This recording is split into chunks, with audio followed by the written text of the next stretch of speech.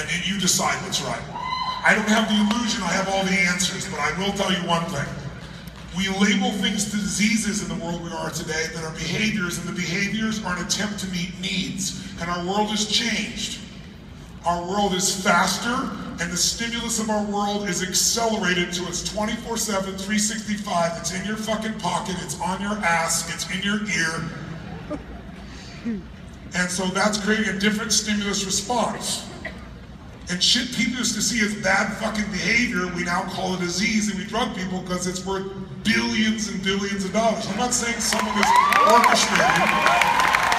I'm not saying someone is orchestrated trying to live off you or take advantage of you. I don't believe in some giant maniacal group of people. They're just people meeting their own interests. And if you doubt it, look at the recent headlines you see of billions of dollars for drugs that didn't work and gave people heart attacks. And now they're just paying billions of dollars because they made $100 billion and they pay $5 billion in fines, and they continue to do it. Unfortunately, that's how life is. You didn't pay attention probably because you weren't fucking interested in what was presented to you the way it was presented. It's that simple. But now, you've been living since high school with drugs in your body, which all have side effects. They have side effects on your body, make it hard for you to stay trim, even if you did eat perfectly and work out perfectly, which I'm sure you don't. But it will affect your body without a doubt. It affects your moods massively, emotionally.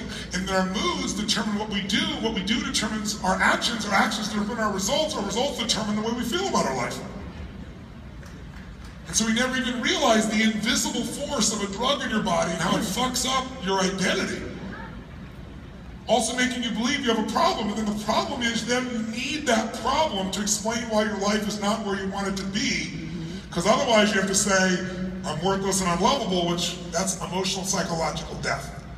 And we all have that fear.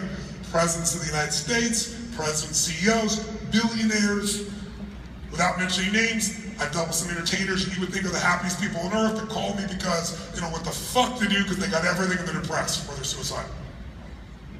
And it's all because we got caught in our heads and then we start treating it with drugs. How many of you in this room know someone who takes antidepressants and they're still depressed? Raise your hand, right hand. Keep your hands up around the room and look at the percentage of this room that knows somebody that's on antidepressants and they're still depressed. It's 95% of this room in 53 countries. We could not have done this 20 years ago. It is the culture that has been sold to us. Why are they still depressed? Because the drug can only numb you. It cannot deal with the real issue. And the real issue is you haven't found a healthy way to meet your needs. It's a really simple issue. It's not a difficult